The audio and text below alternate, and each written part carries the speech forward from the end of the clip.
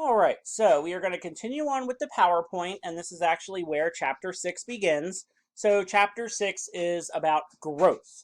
So we're going to talk about, obviously we talked about the metabolism of bacteria. Now we're going to talk about how bacteria kind of grow and kind of live their lives the way that they do it. So temperature is a huge factor when it comes to the growth of bacteria. Most bacteria are going to grow at temperatures that humans are fairly comfortable at, but there's also bacteria that can grow at colder and hotter temperatures. And then there's some really weird types of bacteria that can grow in temperatures that just about nothing else can survive. And that's just another part of the diversity of bacteria. They've been here the longest, they've been evolving the longest, and they can just do things that nothing else on Earth can. All right, so we have this, sorry, I guess I skipped there. Sorry about that. So terms, right? It's just vocabulary words. That's what you want to treat them as. When we look at the chart, the chart that I accidentally showed you, you don't have to worry about any specific temperatures. I think that's just a bit, more than what we need to worry about. Okay, so bacteria that like cold temperatures are called psychrophiles and psychotrophs. Bacteria that like moderate temperatures, which are the vast majority of bacteria that we know of, are called mesophiles. Bacteria that like high temperatures are called thermophiles, and then bacteria that can live in extremely high temperatures are called hyperthermophiles, which are a type of extremophile because they live in extreme environments. All right, so I just love this picture, which that's why I was so quick to get to it, because it really does help kind of summarize things. And I think just kind of looking at this and knowing the terms in order, I think that'll be a big help to getting them right on the test. So let me see if I can. All right, so this picture is on page 150. Now, like I said, you do not have to worry about the actual specific temperatures, and notice that these temperatures are in Celsius, all right? You just have to know the terms. Just treat them as vocabulary words. So you can see psychrophiles. Now, psychrophiles, they can actually live in environments where it's below freezing. So, like in ice, basically. Like they can actually live in ice. It's crazy, right? And then psychotrophs, just temperatures that are a bit warmer. And you can see like each peak kind of represents their ideal temperature, like the temperature that they are the happiest. Okay, so when we get to mesophiles, and you can see mesophiles is the widest range, which is kind of like why they're the most common. If you look at the peak of mesophiles, it's basically at 37 degrees Celsius, which is human body temperature. So mesophiles will definitely prefer, temperatures between, say, 80 and 100 degrees Fahrenheit. Like, they like those temperatures. Then thermophiles, they like it quite a bit hotter. All right. And then finally, hyperthermophiles, 100 degrees Celsius is boiling water. This is bacteria that can actually live in boiling water. I know that sounds crazy, but it's true. Okay. So like I said, just treat these as vocabulary words. You should be perfectly fine when it comes to the test, but you definitely want to know these for the test. They're definitely on there. Okay, so again, relating to temperature, one of the biggest concerns that we have besides the pathogenic bacteria is bacteria that causes food spoilage. All right. So of course, once refrigeration was invented, that was a huge, huge deal, because now you could keep a lot of fresh food in your house without it going bad in a day or two, right? So you always have to keep in mind, though, refrigeration only slows down the bacteria. It does not stop the bacteria. And that's why food in your fridge will eventually still go bad. The refrigerator is not going to keep your food good for, much longer than, say, a week or two. And that's because the temperatures are just not cold enough to stop the bacteria from doing their metabolism and doing their growth. It just slows them down.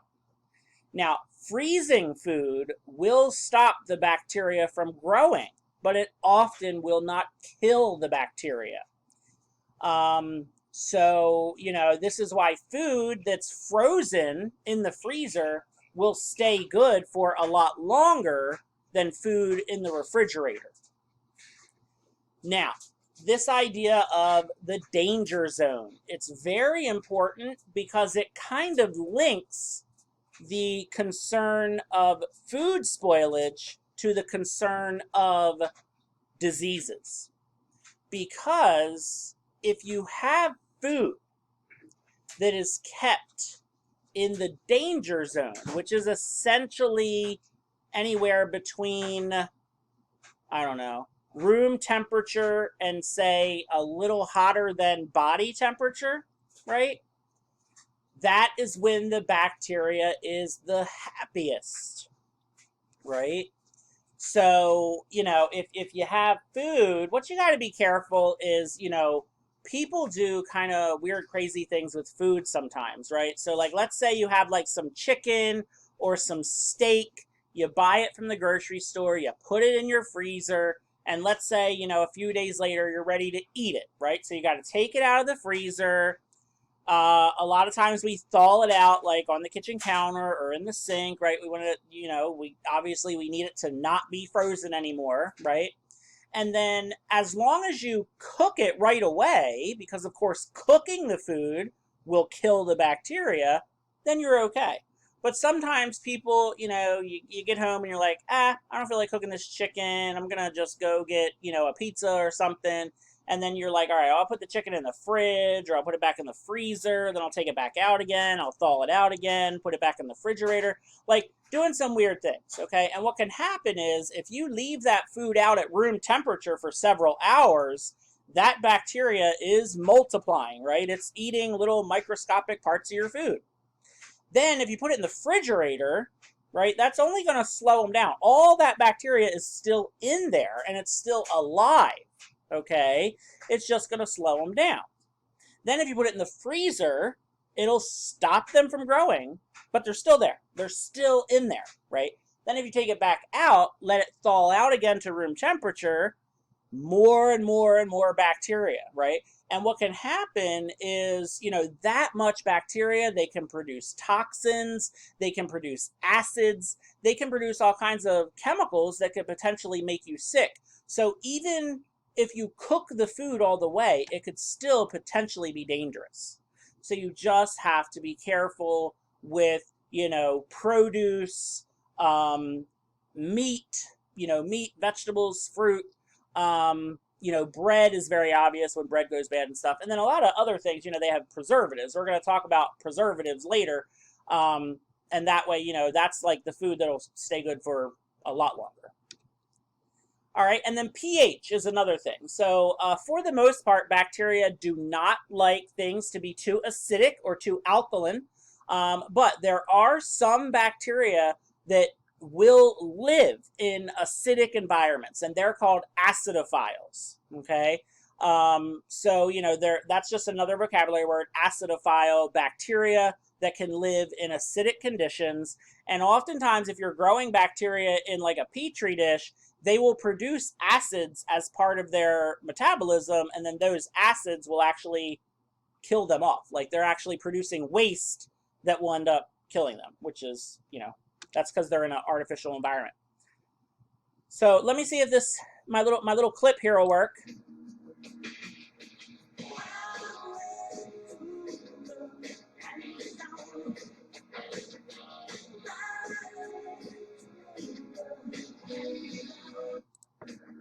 All right, so don't turn me in for any copyright infringement or anything like that. But I just like to play that song to kind of get you guys in the mood to learn more about the danger zone, right? Love this picture. This picture is on page 151. Um, and, you know, this is so important to keep in mind. I like that the picture is Fahrenheit and Celsius, okay? And then, you know, here is the danger zone. Here is where the bacteria is going to be the happiest, where it's going to grow very rapidly. I mean, you know, bacteria can divide, you know, in minutes. And every time they divide, you know, don't forget they're a single-celled organism. Every time they divide, they double. So one bacteria becomes 2, 4, 8, like they just keep doubling and doubling. And then of course, you know, as we get colder, so this is, you know, the refrigerator. So refrigerators should be about 45 degrees or so, and that will slow them down, but it does not kill them. And then, you know, when you get below freezing, the bacteria, the growth is stopped, but oftentimes the bacteria is not killed. And then, of course, when we cook our food, that's when the bacteria will die. And for the most part, you're hopefully okay, unless there's been a whole bunch of bacteria in there. And if they've been producing toxins or other chemicals, then that's when you need to worry. Okay, another thing that can affect the growth of bacteria is osmotic pressure, which we have talked about before. Sometimes students don't like that term, osmotic pressure, but it's just the hypotonic, hypertonic solutions, right? So if it's a hypotonic solution, it's very, very dilute. And if it's a hypertonic solution, it's very concentrated, usually with some sort of salt or other solute. So another vocabulary word for you is halophile. A halophile is a bacteria that lives in salty conditions. So these are bacteria that are unaffected by hypertonic environments.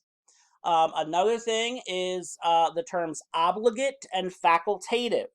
Obligate, you can kind of see the word like obligation there. An obligate halophile must live in salty conditions in order to survive.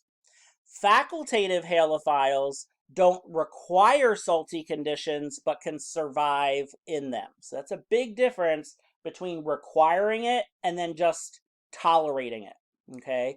And of course, you know, we've known that a lot of dangerous bacteria, they are affected by salt because that's how meat used to be preserved before we had refrigeration, as people would pack meat in barrels of salt.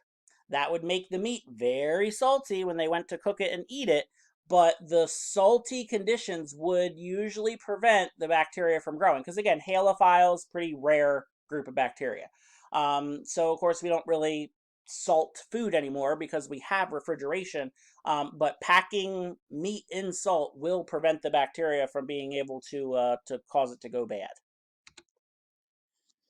All right, we're actually going to stop here. We're almost out of time for the video, but oxygen requirements, this is a very, very important topic. So I just want to make sure we can have plenty of time to for me to talk about it and get everything out that you guys need to know. So we're going to go ahead and stop there, and then we'll pick up with oxygen requirements in the next video.